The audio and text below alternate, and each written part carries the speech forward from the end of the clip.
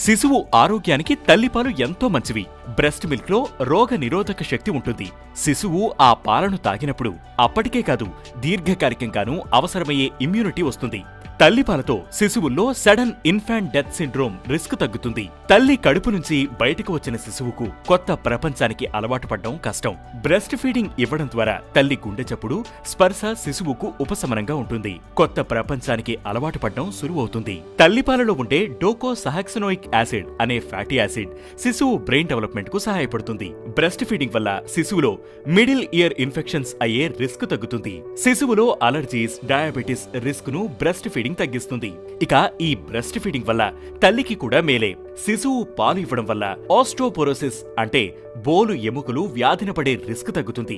అండాశయ cancer risk తగ్గుతుంది. ఎక్కువ ఆక్సిటోసిన్ ఉత్పత్తయ్యి గర్భసంచి ప్రెగ్నెన్సీకి ముందున్న సైజులోకి తగ్గేందుకు సహాయపడుతుంది. క్యాలరీలు కూడా బర్న్ అవుతాయి. అంతేకాదు, సాధారణంగా ప్రెగ్నెన్సీ తర్వాత తల్లుల్లో డిప్రెషన్ కు గురయ్యే అవకాశం ఉంటుంది. శిశువుకు పాలివ్వడం ద్వారా ఈ రిస్క్ తగ్గుతుంది.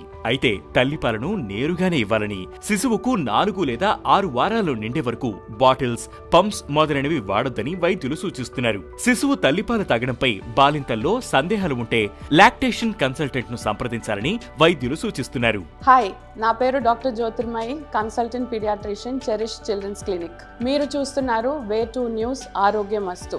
ఈ రోజు నా health tip is a general tip. A happy mother, తల్లి హ్యాపీగా ఉంటే బేబీ ఈజ్ ఆల్వేస్ హ్యాపీ.